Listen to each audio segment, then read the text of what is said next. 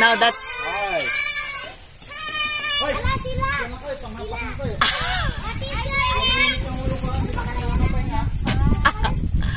Pambumbahan ko kayo eh.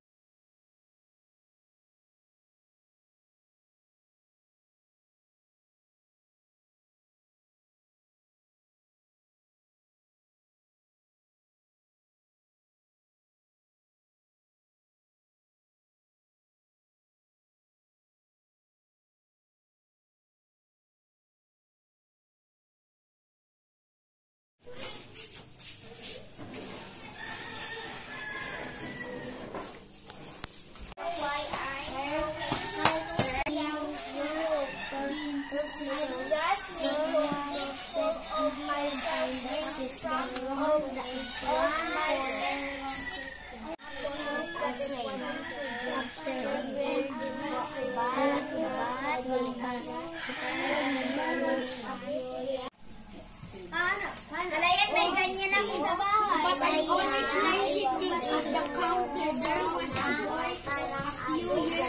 Okay, meron pa kayong word? May word pa? Okay, what? The little old woman, the little old man, and the children Stop. stop running. Ito nila. Stopped running. Stopped running. Correct. Stop means correct. That's the only one who tried to be glad when That's the only one who's tired. Matulog. That's the only one who's tired. Anong ibig sabihin nun? Pagod. At the tired. Yes, pagod. Pero anong ibig sabihin nung binasa mong sentence? Pagod. That's the only one who's tired. Si Papa ay pagod. Correct? That's the only one who's Si tired. Papa ay nag-iisang paguning. Pwede? Ikaw ay pagod. Ano, Jay? That is the only one who's tired. Si Papa, ang Papa ay si Papa mag-isang pagod. Si Papa lang ang pagod. Ang nag-iisang pagod. Kumbaga sa ating lahat, si Papa lang ang... Nag-iisang pagod. Ano ba? Sino pa? Parang nag-raise ng hand kanina. Ito na lang nila. Jump over the fence. Jumped over the fence. Anong ibig sabihin ng jumped over the fence? Tumalon sa fence. Ano Tumalon yung pa sa fence? bakod. Correct. Or haligi.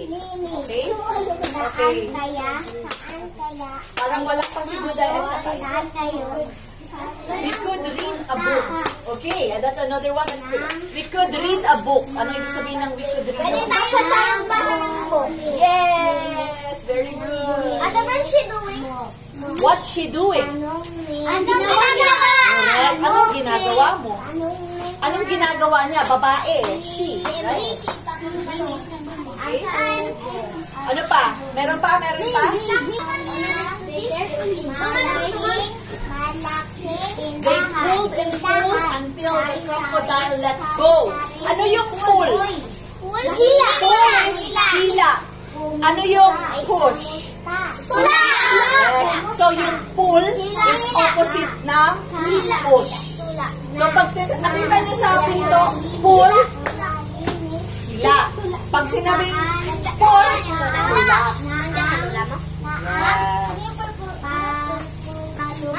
What? Purple spots. No problem. Ano ba ang purple?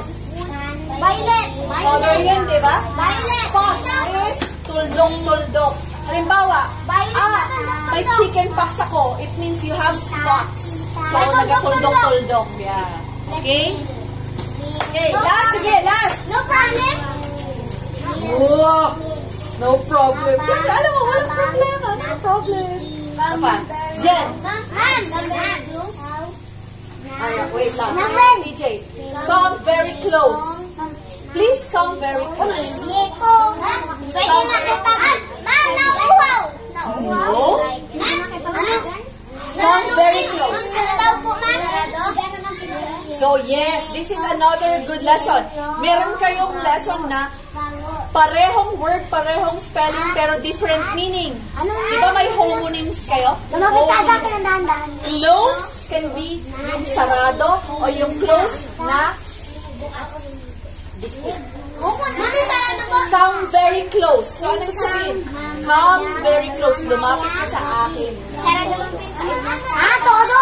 Sabi ko din lang lumapit ka sa akin. Lumapit ka ng todo. Sa akin lang, lumapit ka ng dahan-dahan. Oh, pag sinabi kong come very close, ano ibig sabihin?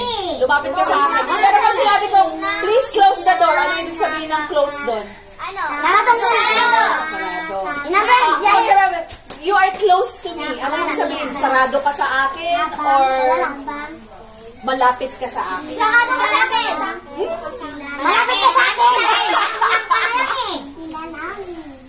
Malapit ka sa akin, di ba? At pag sinabi ko, you are so close to me, Malapit. sarado yung ibig sabihin ng close o malapit ka sa akin?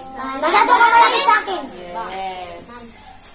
The store is closed. Ang tindahan ay sarado na. Oh, okay. Hindi yung ang tindahan ay malapit sa akin. Pwede rin. The shop is close to me. So, kailangan maraming ibig sabihin. The shop is close to me. Ibig sabihin, malapit ang tindahan sa akin. Ano pa? I kept Grandma Kemi's apple shampooed hair in place. So, ibig sabihin, shampooed hair. Yung apple, na parang apple flavor na shampoo sa ulo. Shampoo. Kasi, ang shampoo, hindi lang yung bagay na shampoo. Like, what if I say, I shampooed her with flour. I shampooed her with... Marangin na lang, isa na lang kami. The Giant Gingerbread Man. Kaya the giant gingerbread man? Hindi lang yung kanyang gingerbread man, hindi ko pa wish. Ang gingerbread is klase ng tinapay. Di ba tayo may tinapay na pandesal, yung... Ano ba klase ng pandikoko? Yun, gingerbread is another type of bread.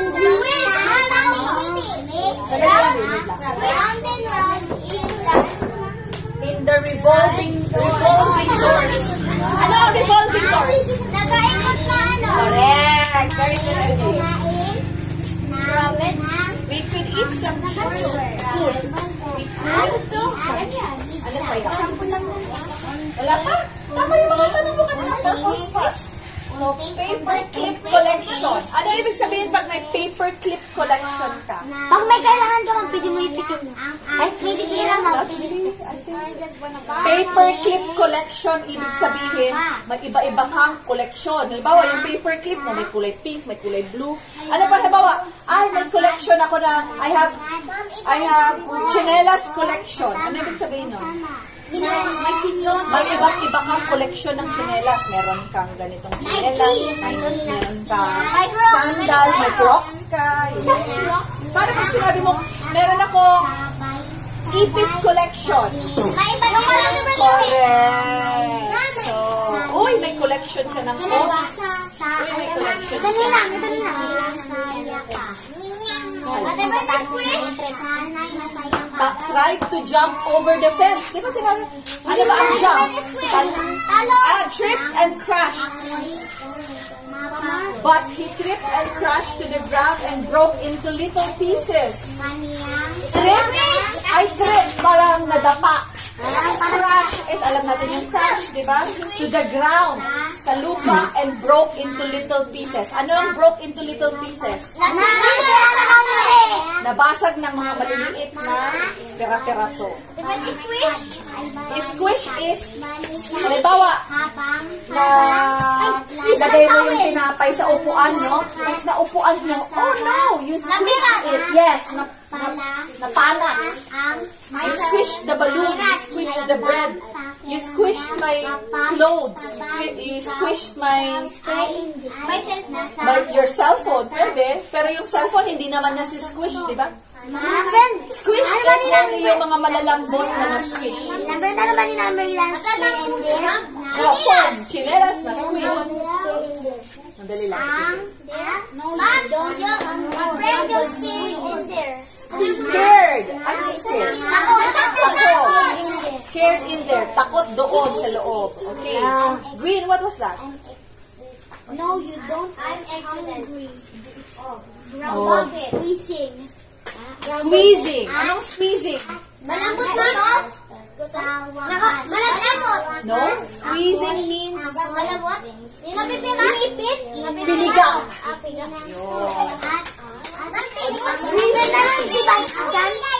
Sebastian.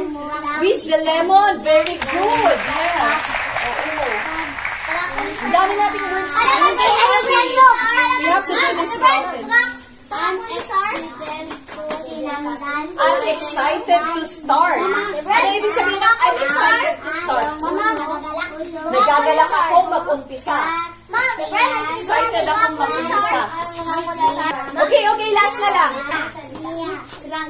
Cranky means, he is in a cranky mood. Hindi magandang pakiramdam.